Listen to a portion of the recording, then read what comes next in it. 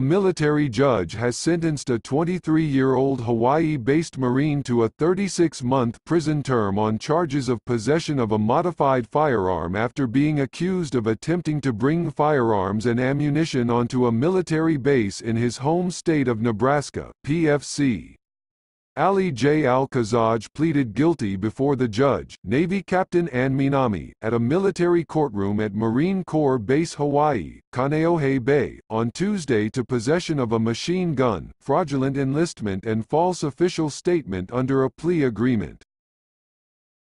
Al-Kazahg had faced a maximum prison term of 22 years for multiple charges including carrying a concealed weapon, possession of modified firearms and unlawful firearm modifications, unauthorized absence, fraudulent enlistment, dereliction of duty, communicating threats and violation of a lawful general regulation. Under the plea agreement, Minami sentenced Al-Kazahg to 36 months for possession of a firearm, 24 months for fraudulent enlistment and 24 months for false official statement.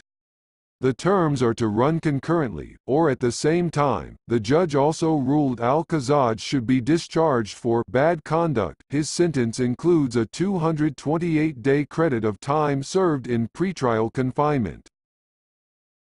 He has been confined at Navy Brig Pearl on Ford Island and might be transferred to a brig in Southern California to serve his sentence, according to spokesman Captain Eric Abrams of the 3rd Marine Expeditionary Force in Hawaii. Al-Kazahg, of the Combat Logistics Battalion 3, joined the Marine Corps in 2017 and has been stationed at Kaneohe Bay since 2018. During Tuesday's hearing, Al-Kazahg apologized to his family, friends and the Marine Corps.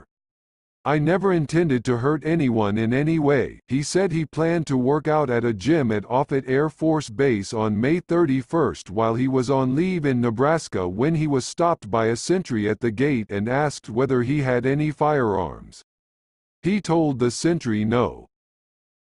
Al-Kazahg later showed him where the firearms were in his vehicle and was apprehended by military police. During the hearing, lead trial counsel Major Nicholas Henry displayed the items found in his vehicle, which included a rifle, a Glock 19 pistol in a case, switches that are add-on devices that convert a semi-automatic pistol to fully automatic, a bump stock, which allows a gun to fire more rapidly, a possible suppressor, and a bag that contained magazines and other gear. Al-Kazahg acknowledged this. His intent was to change a semi-automatic pistol to one capable of fully automatic fire.